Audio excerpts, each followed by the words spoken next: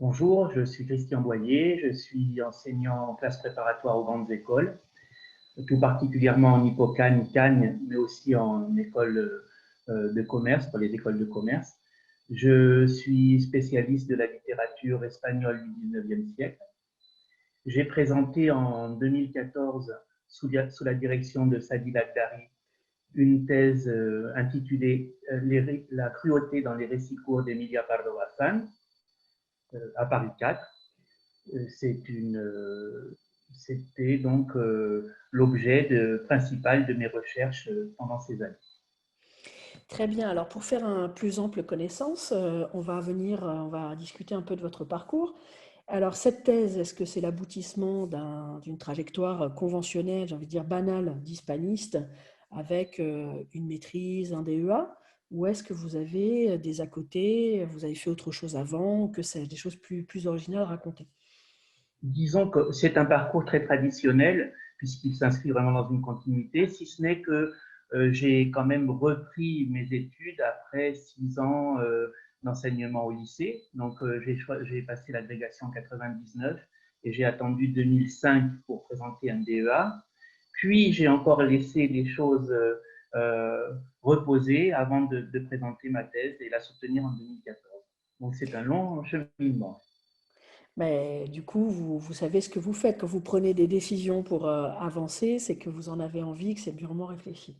Alors, parlez-nous un peu de ces DEA. Ils portaient sur quoi? Est-ce que c'était déjà la littérature du 19e Alors, ou... exactement. En fait, j'avais fait une maîtrise à Lyon en 97 qui portait sur le fantastique dans las leyendas de Becker. Puis, je voulais repartir sur le fantastique, le 19e, parce que j'ai étudié en Espagne et j'ai suivi des cours vraiment sur la littérature du 19e pendant 2 ans.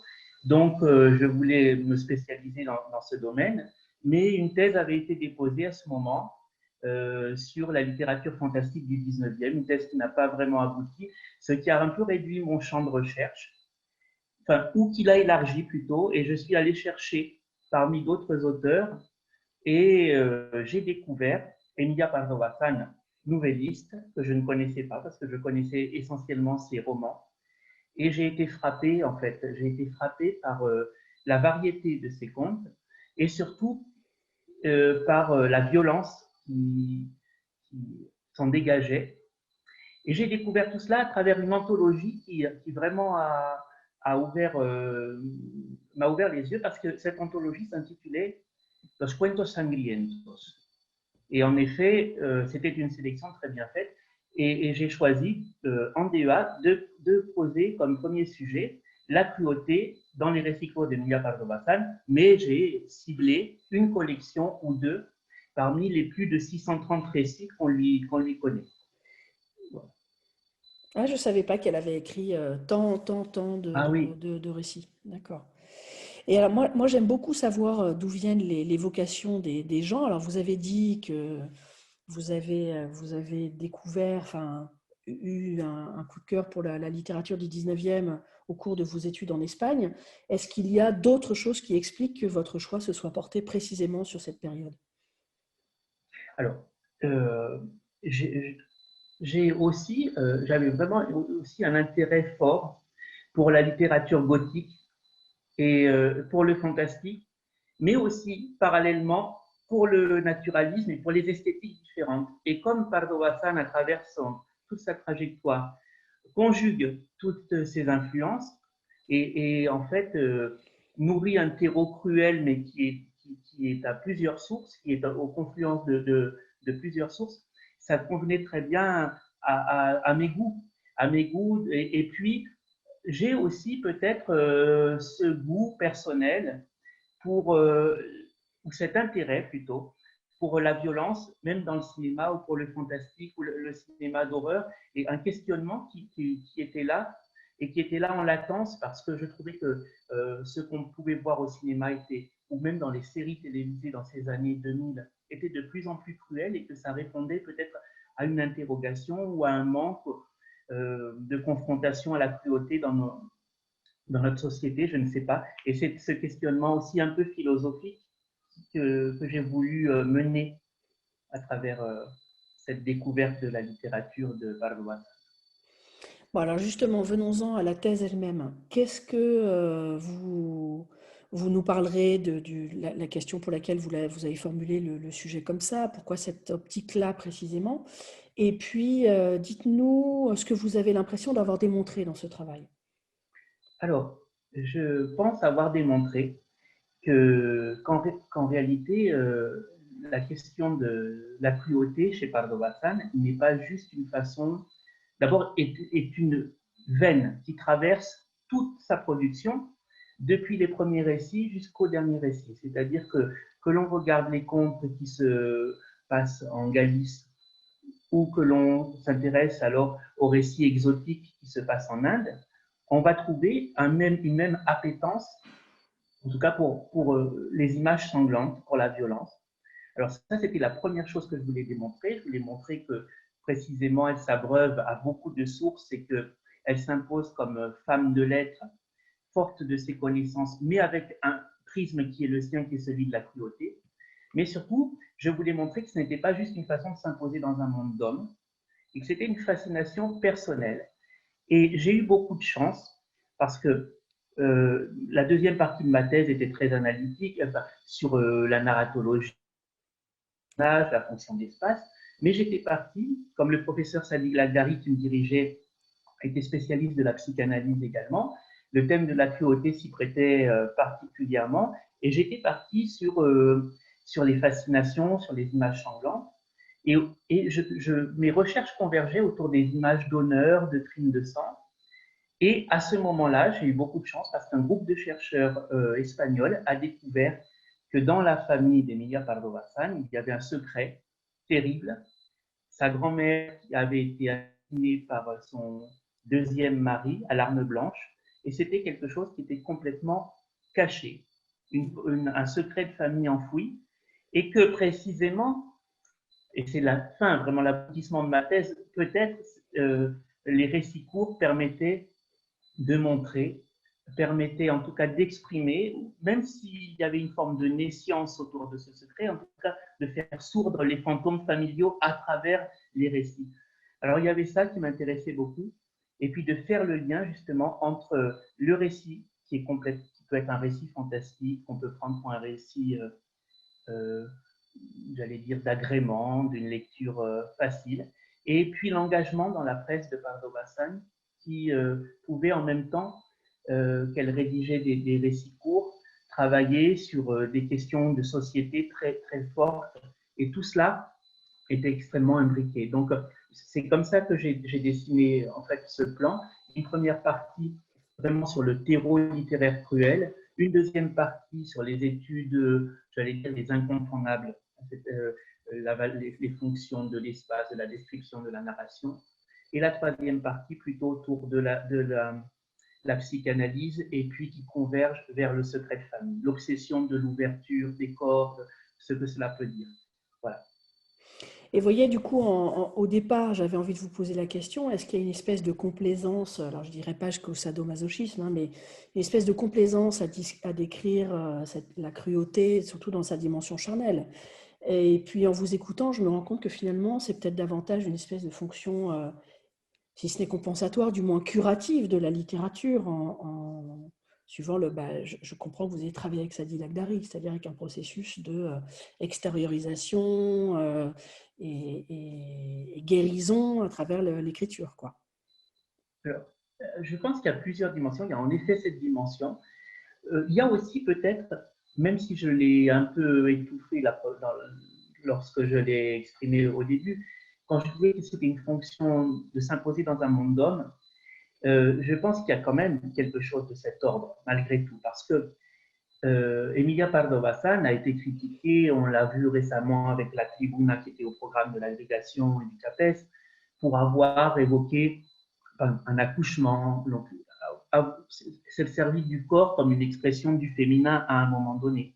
Alors même si dans ma thèse je ne m'y intéresse pas beaucoup, il est certain que l'expression du corps et de l'ouverture du corps est aussi une façon de s'imposer, c'est-à-dire de réclamer ce statut d'écriture virile. Hein, je travaille actuellement plutôt sur ces questions de cet adjectif qu'on emploie en espagnol, varonil. Est-ce que vraiment c'était une critique ou au contraire, est-ce que c'est un compliment? Justement, je pense que pour s'imposer dans ce monde de lettres, et tout particulièrement dans la nouvelle, qui est considérée comme un genre léger, peut-être que cette nécessité de revenir sur des fondamentaux et ne pas reculer devant l'horreur est aussi une façon de s'engager totalement, de s'engager, j'allais dire, corps et âme dans l'écriture, dans l'acte d'écriture.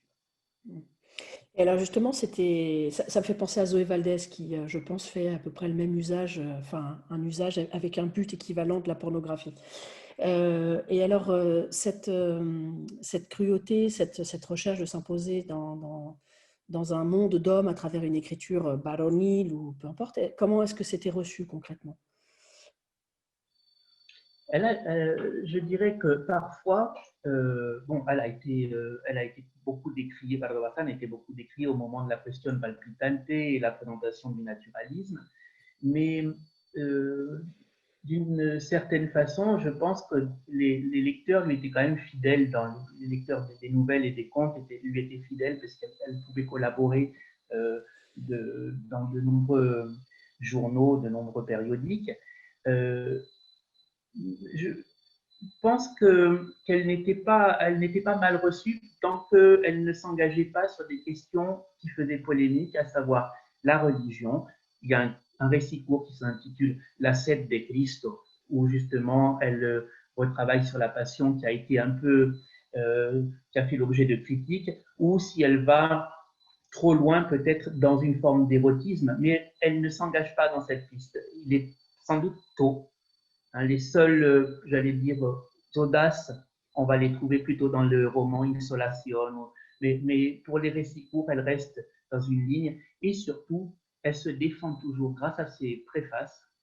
Elle se défend toujours et remet très régulièrement les choses en perspective pour éviter de s'attirer les foudres de ses critiques. Mais de toute façon, Pardo Bazán est une femme qui a été critiquée parce qu'elle était gênante, parce qu'on a pu l'appeler la inévitable, parce qu'en effet, elle s'impose dans tous les champs. Et j'allais dire, elle éclipse beaucoup d'autres femmes aussi.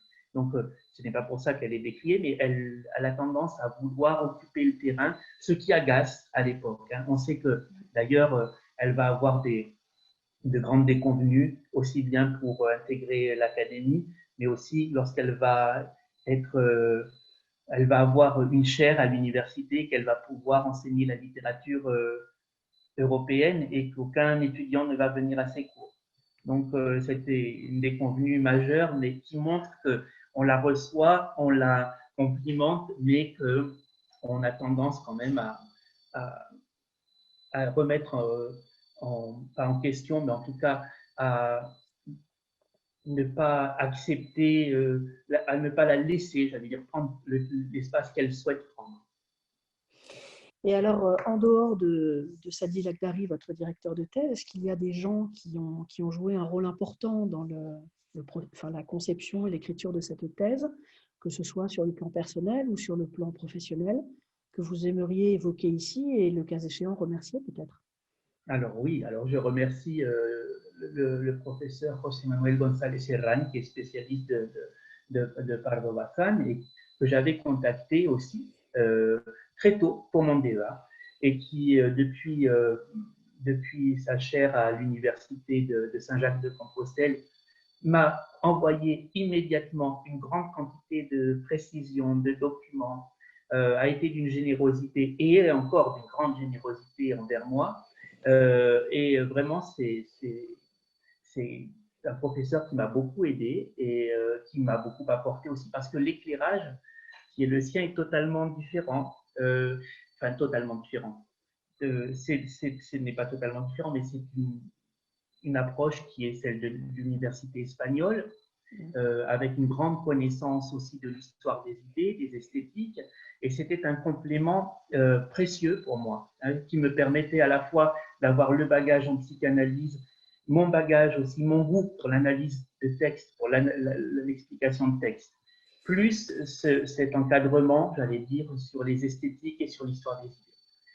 Et d'un point de vue personnel. C'est une amie qui s'appelle Sandrine Gauthier, qui est professeure de lettres et qui a été vraiment un soutien formidable parce que à chaque fois que je lui faisais part d'une interrogation, eh bien, elle me posait la question précise ou la question qui engageait une réflexion autour de la littérature, de la lettre, et qui me permettait de mûrir. Parce que c'est vrai qu'on est souvent un peu seul face à ses propres réflexions, ses propres doutes dans une thèse.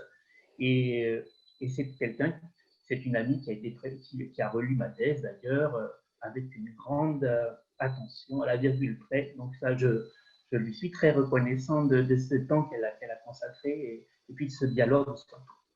Et il y aurait plein d'autres amis aussi qui sont intervenus, mais voilà. Et elle a eu un rôle décisif. Bon, et alors, en dehors de la solitude que traverse tout doctorant, est-ce que vous avez rencontré des difficultés qui seraient propres à votre sujet ou qui seraient plus générales? Je ne sais pas, moi, par exemple, le problème du passage à l'écriture ou le problème des relectures que vous avez pu rencontrer, et puis quelles sont les éventuelles solutions que vous avez trouvées? Alors, plusieurs écueils. Alors, le premier, il est vraiment très personnel. Il est du fait que j'ai repris mes études alors que j'allais avoir un enfant, puis après j'ai eu 2 enfants et j'ai eu un poste en classe préparatoire. Donc, j'ai rédigé ma thèse avec un poste dans les classes préparatoires, des participations au CAPES et à l'agrégation et des enfants. Donc, c'était évidemment difficile, voire anxiogène, parce que j'avais cette impression que je pense que tout doctorant a, d'une façon générale, de ne pas être toujours au bon endroit et au bon moment. C'est-à-dire de ne pas faire la bonne chose au bon moment, d'avoir toujours quelque chose en arrière-plan à faire et à travailler, ne pas avoir une plage horaire suffisamment longue pour m'y consacrer pleinement. Donc ça a été l'écueil que j'ai traîné, j'allais dire, c'était le mot, donc je le dis comme il me vient, pendant des années. Et le deuxième, peut-être, c'était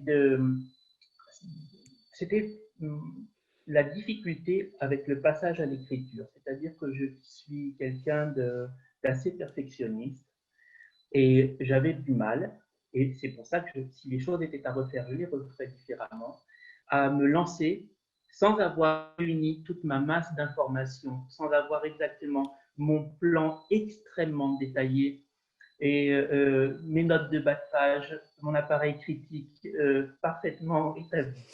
De ce fait, mon écriture était entravée. Mon processus d'écriture, surtout la première partie dans laquelle on fait souvent l'état de la question, je rédigeais extrêmement lentement. J'ai jamais rédigé très rapidement, mais cela dit, je rédigeais lentement. Et je pense que si les choses étaient à refaire, je garderais cette rigueur pour l'écriture pour un autre moment. Mais dans un premier temps, je lâcherai un peu les vannes et je prendrai quelques feuillets et j'écrirai et je laisserai voir ce qui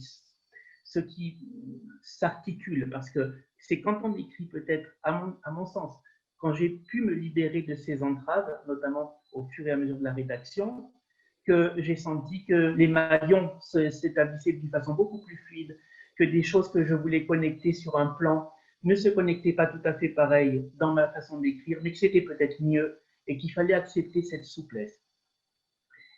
Et la dernière chose, c'est que justement par rapport à cette lenteur qui peut générer une forme de culpabilité, je conseillerais peut-être de ne pas écouter les rythmes des autres. C'est-à-dire que j'avais, pendant que je rédigeais lentement, des amis ou des connaissances qui rédigeaient beaucoup plus vite que moi, qui arrivaient à rédiger des 10 pages par jour de thèse, alors que j'en étais totalement incapable. Et finalement, je crois qu'il faut accepter, il ne faut pas se mettre une entrave supplémentaire en se regardant travailler. Du moment qu'on a avancé dans une réflexion et qu'on a une unité, qu'elle soit courte, qu'elle soit un peu plus longue, l'essentiel est d'avancer et de ne pas forcément avoir beaucoup à revenir sur son écriture. Et c'est une chance que j'ai eue, c'est vrai que j'ai été plutôt lent dans l'écriture, mais en revanche, une fois que les choses ont été écrites, elles ont été validées à chaque fois et j'ai très peu eu à retoucher le corps de ma thèse, vraiment à la marge. Alors, bon, voilà, je ne sais pas, que chacun suive un peu son rythme aussi dans la mesure du possible. Bon, alors un jour arrive la soutenance, enfin. Est-ce que vous pouvez commencer par nous dire qui étaient les professeurs qui composaient votre jury? Donc, la soutenance a lieu en effet en 2014 avec mon directeur de thèse, Adil Agdari, José Manuel González Serran qui vient de Saint-Jacques-de-Compostelle, le professeur Dolores Tion Soriano Moya de l'Université de Pau et Denise Boyer qui était aussi à Paris 4. Donc, c'était le jury de cette thèse en novembre 2014. Alors, quel souvenir est-ce que vous gardez de cette journée? Alors, j'en garde un bon souvenir, un très bon souvenir.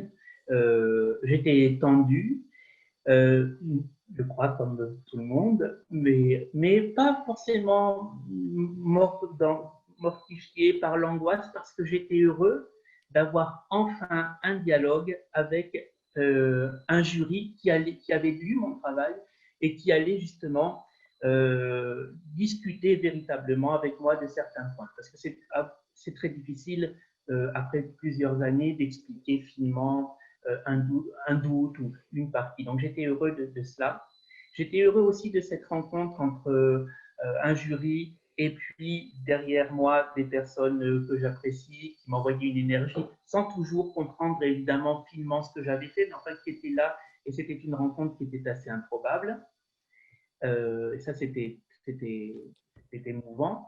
Et puis, par ailleurs, j'ai été aussi, j'en garde un souvenir un peu diffus parce que j'étais tellement concentré à l'affût de la question qui allait arriver que j'ai eu l'impression d'un tunnel entre le jury et moi et je ne voyais plus grand-chose. J'étais extrêmement concentré, très à l'affût. Donc, je suis à la fois très concentré et un souvenir un peu extérieur à ce jour. Voilà.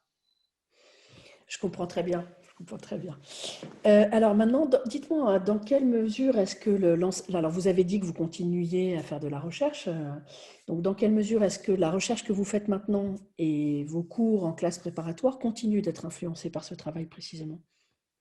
Alors, la recherche très directement, parce que c'est vrai que j'ai continué de travailler sur Emilia Pardo Bazán pendant des années, mais sur des aspects très différents, notamment avec les questions de la tribuna sur le naturalisme, sur les esthétiques. C'était un aspect, je ne dirais pas que j'ai délaissé, que j'ai évoqué dans ma thèse, mais je n'avais pas nourri un travail autour des changements d'esthétique, de la pluralité des approches. Donc, je continue de travailler sur l'auteur.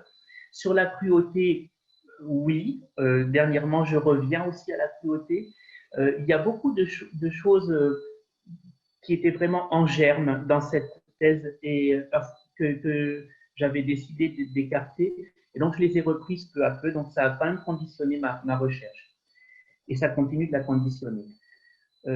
Pour ce qui est de la classe préparatoire, le lien est moins direct, même si je prends beaucoup de plaisir à faire découvrir des textes du 19e avec mes étudiants de Cagne.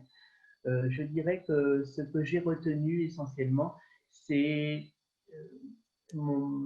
la valeur que j'ai attribuée à la fonction de l'espace ou le jeu sur les onomastiques qui va ensuite être une grille que je vais pouvoir exploiter ailleurs. Mais je constate quand même que la littérature du 19e et passe encore très très bien avec les étudiants de Cagne, même des étudiants ou d'Hippocagne qui sont heureux de découvrir un texte que l'on pense beaucoup plus exigeant, mais finalement non, parce que si le problème est lexical, ensuite il n'est pas forcément sur d'autres aspects. Donc c'est quelque chose qui, ce sont des textes, les récits courts, je continue de les étudier, un par an au moins. Et je les confronte. C'était aussi un autre avec Maupassant. Je fais une introduction à la littérature comparée. Donc je m'amuse. C'est une autre approche également. Et alors, est-ce que vous faites partie de ces gens qui ont relu leur thèse ou de ces autres personnes qui préfèrent la laisser reposer dans une bibliothèque? Alors, je ne l'ai jamais relue entièrement et d'un trait. Je m'y replonge parfois, précisément quand je veux revoir un aspect. Je me dis, bon, qu'en avais-je dit à telle date? Et souvent, bon, je trouve qu'il y avait encore quelque chose qui était un embryon pour autre chose, mais je ne l'ai jamais relu dans sa totalité. Mais je n'ai jamais fait cela avec aucun de mes travaux. Je ne suis pas du tout attaché à ce que j'ai fait par le passé. J'ai toujours jeté beaucoup mes cours, même mes préparations de cours, quitte à les refaire. Voilà, c'est dans un processus. Mais je la garde. Il ne m'en reste plus qu'un exemplaire, mais je la garde précieusement quand même parce que c'est un objet aussi important. La réalisation, je dirais que même la finition du volume est importante de l'avoir matérialisé. C'est un aspect important. Alors, quand vous l'ouvrez, vous mesurez l'écart avec le chercheur que vous étiez à l'époque, ou vous vous dites, vous vous dites, oh, bah quand même, c'était pas si mal. Les, les deux aspects, je me reconnais dans les deux aspects de la question. En effet, il y a quelque chose, il y a des choses qui ont beaucoup évolué dans ma façon de concevoir la question, même des tournures. Je vois qu'en 2014, j'écris l'auteur avec un R à la fin. Aujourd'hui, je ne dis pas que j'écrirai l'autrice, peut-être, mais en tout cas l'auteur avec un E. Donc, c'est que les résistances, c'est assez intéressant parce qu'au début, quand on travaille sur Pardo Bazán, assez rapidement, la question de l'écriture femme se pose. Et moi, je l'ai écarté parce que je me disais que bon, je pouvais en parler, comme je l'ai dit tout à l'heure, par rapport à la question de la cruauté s'imposer dans un monde d'hommes, mais je ne voulais pas forcément conditionner toute ma réflexion autour de cela. Je l'évoque. Donc, j'ai préféré m'aveugler en pensant qu'il s'agissait d'une instance d'auteur et qu'à partir de ce moment-là, je me couvrais aussi par rapport à d'autres questions éventuelles. Et là, évidemment, ça, aujourd'hui, on est quelques années plus tard, je vois que j'aurais basculé, mais naturellement. Donc, il y a un processus qui s'est enclenché. Mais c'est très bien parce que c'est un processus linguistique qui traverse tout le monde. Et puis, la deuxième chose, c'est que je pense que pourtant, j'ai déjà beaucoup réduit, j'avais l'impression de réduire les notes, mon appareil critique. Je pense qu'aujourd'hui, j'allégerai encore cet appareil de notes. On sent tout particulièrement dans la première partie qu'il y a une forme d'insécurité, en tout cas que tout ce que je veux avancer pour l'état de la question doit être extrêmement étayé. Et aujourd'hui, j'allégerai cette partie en n'évoquant pas toutes mes sources, en gardant beaucoup pour la bibliographie et voilà, en faisant des coupes franches. J'irai sans doute aussi beaucoup plus loin dans la question des esthétiques, parce que j'ai voulu montrer que la cruauté était une veine traversante, donc j'ai superposé des récits et en montrant leurs similitudes depuis les premières productions jusqu'aux dernières, en laissant un peu la question des esthétiques. Et là, je crois que ce qui est intéressant aussi, ce qui serait intéressant, complète très bien, c'est de montrer que la cruauté infuse l'ensemble du territoire de l'écriture, mais aussi traverse les esthétiques et que justement dépasse aussi les esthétiques. C'est qu'on peut avoir une même image dans un texte, Noventa Yochista, un autre qui sera plutôt de l'ordre du réalisme ou naturalisme et un autre qui sera un conte religieux. Et ça m'a semblé intéressant. Ça me semblerait plus pertinent aujourd'hui. Alors, j'ai été particulièrement intéressée, le dernier point que vous soulevez, si on prolonge, ça pourrait interroger sur la question des genres. Mais je vais revenir surtout au premier point, ce que vous avez dit sur l'auteur ou l'auteure, et qui effectivement n'est pas qu'un problème linguistique. Et la question que j'aurais posée est la suivante. Est-ce que cette prise en compte de cette question-là vous ferait avoir un autre regard sur le corpus? Parce que vous avez dit, je n'ai pas voulu me cantonner ou regarder les textes depuis le prisme du féminin de la personne de l'auteur. Et donc, j'imagine qu'il y a une certaine thématique où vous avez laissé dans l'ombre pour ne pas, par exemple, évidemment, c'est agaçant quand on travaille des auteurs féminins, les réduisant à, elle aborde le thème de la sexualité, de l'enfantement, de ceci, cela, comme si un auteur féminin, c'était un stock de thèmes proprement féminin, si tant est que ce soit proprement féminin. Et donc, est-ce qu'aujourd'hui, puisque vous avez dépassé cette espèce de réduction du texte hein, depuis une féminité réduite. Est-ce que vous pensez que vous pourriez y revenir à cette question de la féminité de l'écriture? Alors, je pourrais reconstruire, d'ailleurs, c'est ce que je suis en train de faire en ce moment pour un autre article à venir. Donc, je suis en effet en train de revenir sur ces questions.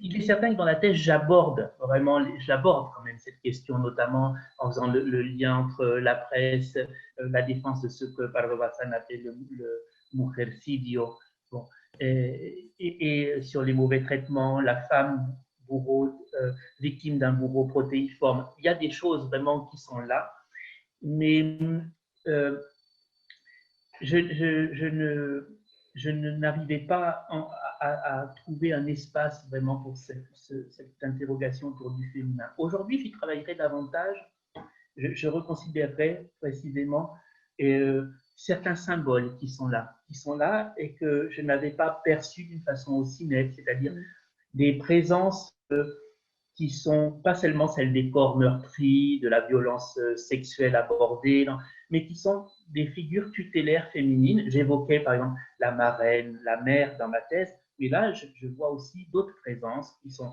euh, euh, des, des déesses, des augures, et qui encadrent aussi le récit et qui me semble intéressant. Il y a autre chose aussi que je n'ai pas assez, que je ne pouvais, parce que l'espace d'une thèse non plus n'est pas infini. Donc, quand j'ai évoqué l'espace dans ma thèse, je me suis attaché surtout à prouver que l'espace avait une fonction cruelle et qu'il contraignait le personnage et qu'il participait de cette cruauté.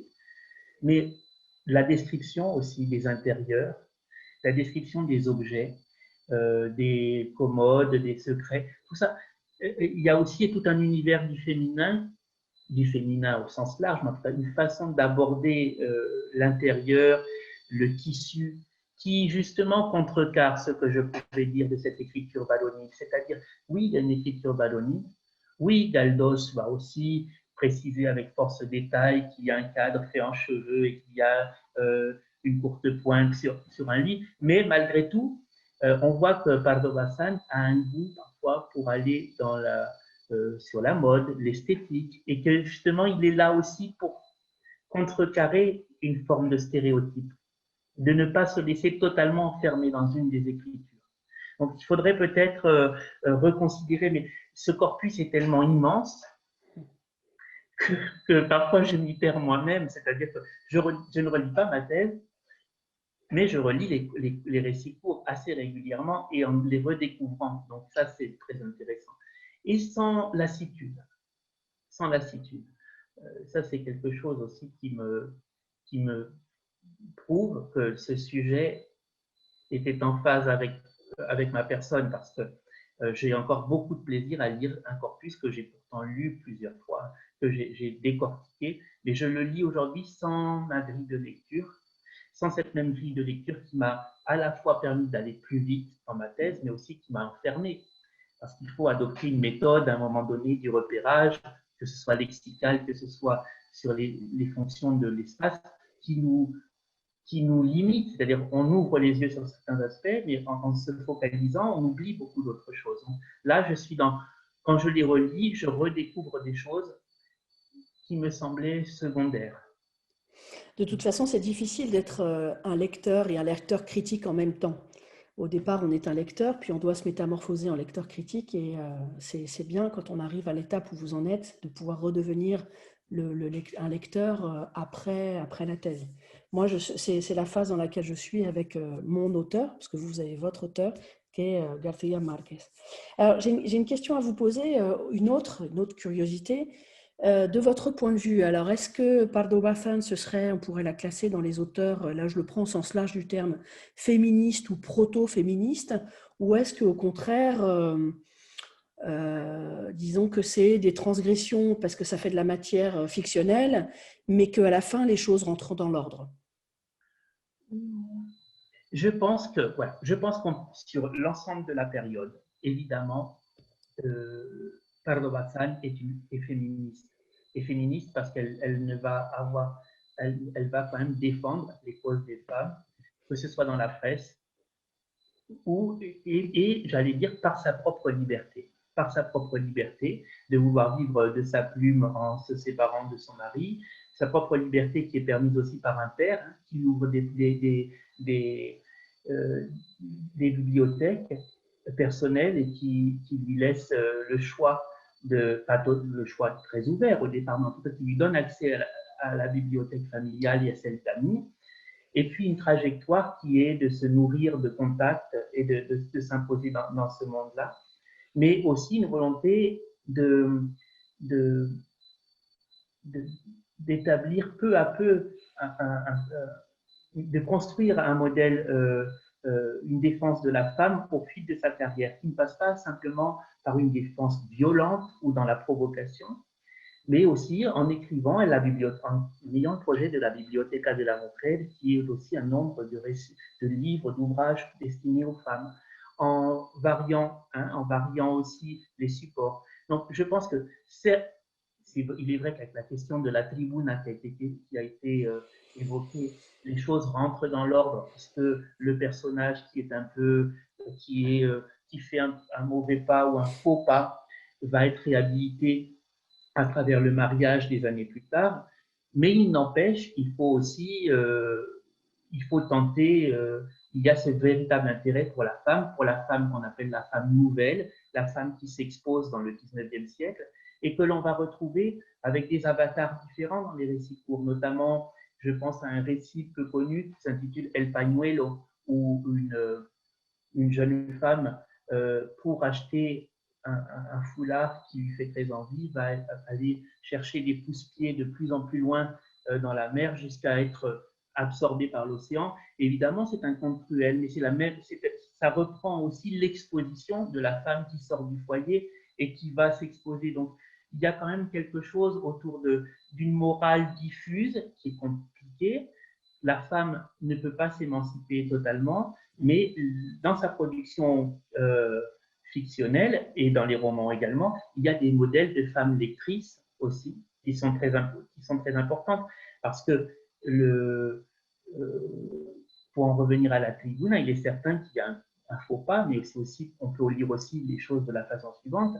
Si le personnage n'avait pas juste une demi-éducation, mais avait une éducation plus complète et était plus instruite, elle aurait été plus armée pour ne pas être appelée par d'autres chimères. Donc il y a toute cette dimension qui est là, cette défense de l'éducation, cette condamnation des crimes de sang que l'on trouve beaucoup dans la Ilustración Artística de Barcelona, avec laquelle Pardo Bazán a collaboré.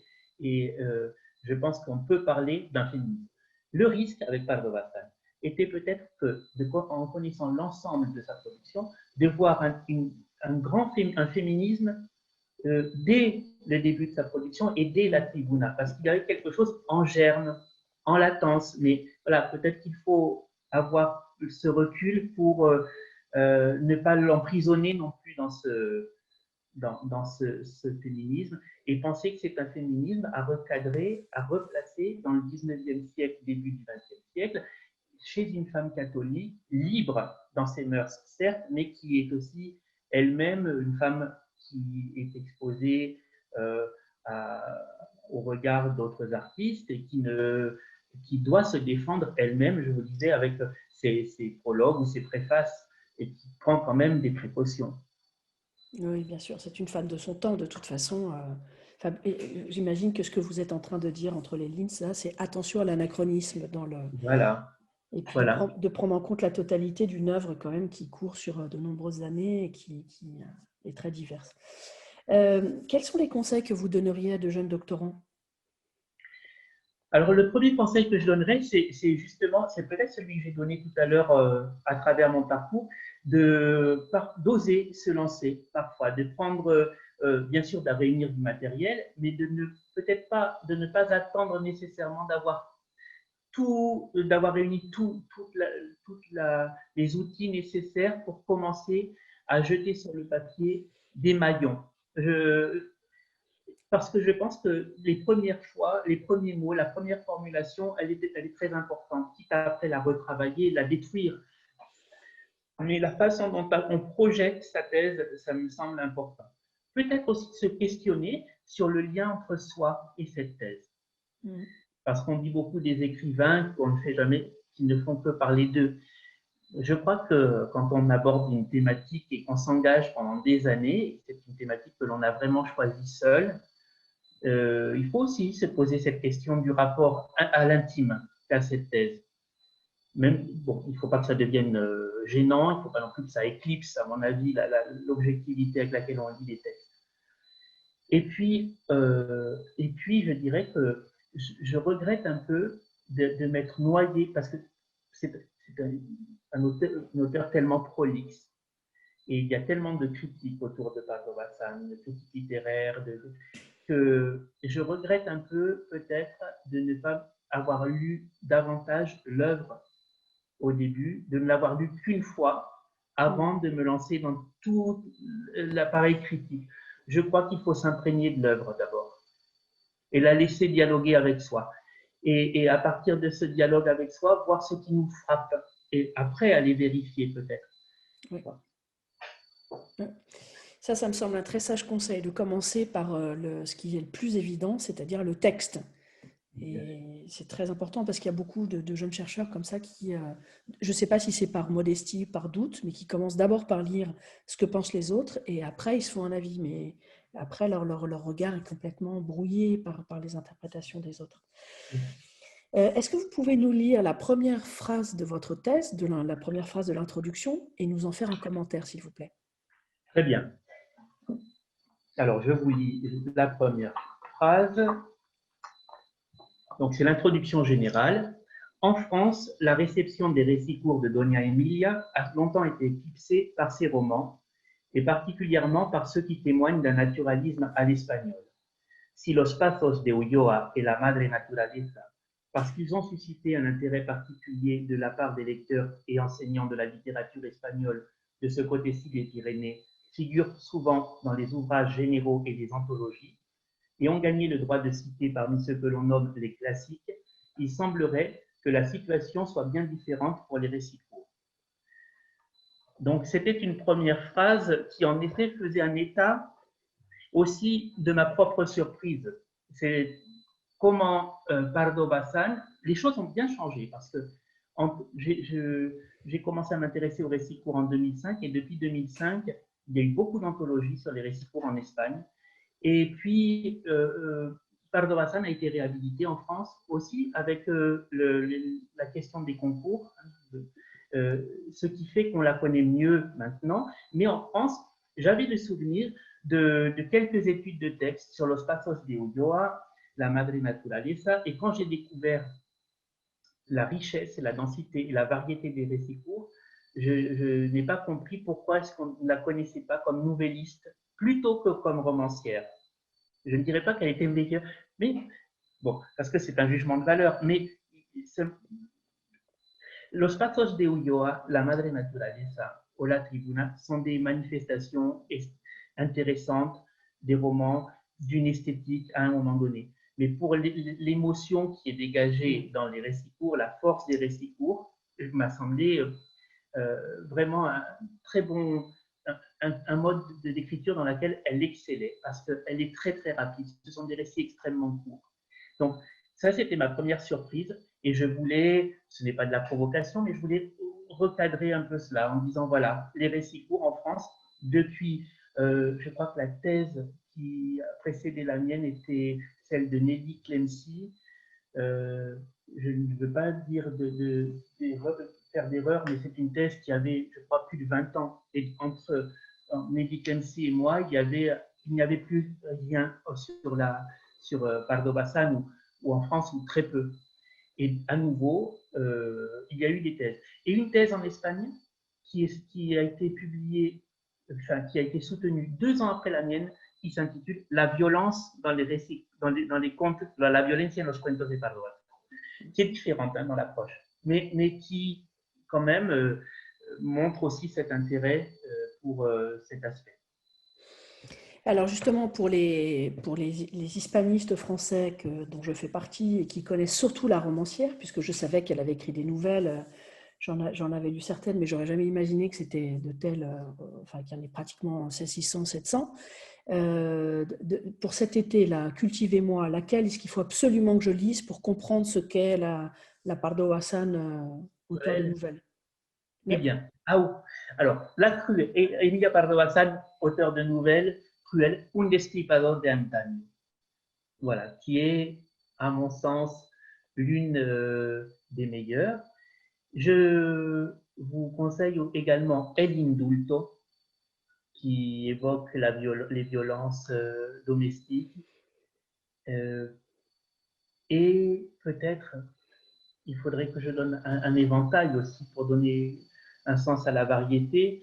Il y en a beaucoup. J'ai beaucoup de mal à choisir. Pour la violence psychologique, car très moderne, El Revolver. Voilà, ces trois. Hein, donc, pour commencer, et qui appartiennent à des collections différentes. Mais après, il faudrait affiner peut-être sur celle qui se passe en Galice. Mais c'est déjà, je crois, un bel exemple. Donc, Un destripador de antaño, El Indulto y El Revolver.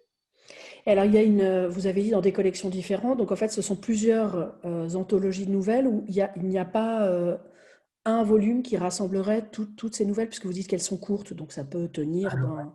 Elles sont courtes, mais dans la bibliothèque Castro, les nouvelles occupent déjà six volumes, parce qu'il y a des collections, puis 2 volumes de contes, cuentos dispersos, et qui ont été rassemblés sur les 2 derniers volumes, qui sont les volumes 11 et 12. Mais il y a des anthologies qui proposent alors, de très bonnes sélections. Et nous avons quand même la chance d'avoir, avec la Biblioteca Virtual Cervantes, une manne d'informations et notamment des récits en libre accès. Et je crois que c'est une très bonne façon de les découvrir. Mais ils sont courts parce qu'ils étaient adaptés aussi au format de la presse. Voilà. Mais quelqu'un qui s'intéresserait par exemple à la question del 98 peut trouver des contes très intéressants chez Pardo Bazán. Si on veut s'intéresser à l'Orient, en ce moment je m'intéresse à la vision de l'Orient chez Pardo Bazán, il y a aussi par rapport à l'exotisme des points très intéressants sur la vie, le théâtre madrilène, j'allais dire, beaucoup de choses ont été explorées par le conte ou la nouvelle, puisqu'en France, les termes ne sont pas tout à fait identiques. Eh ben, merci beaucoup pour cette belle défense de la Pardo Bazán, auteur de nouvelles. Et je vais me faire vraiment un devoir de lire les trois titres que vous m'avez proposés. Merci beaucoup pour cet entretien et puis d'avoir accepté de participer au projet Ma thèse et moi. Merci. Avec grand plaisir.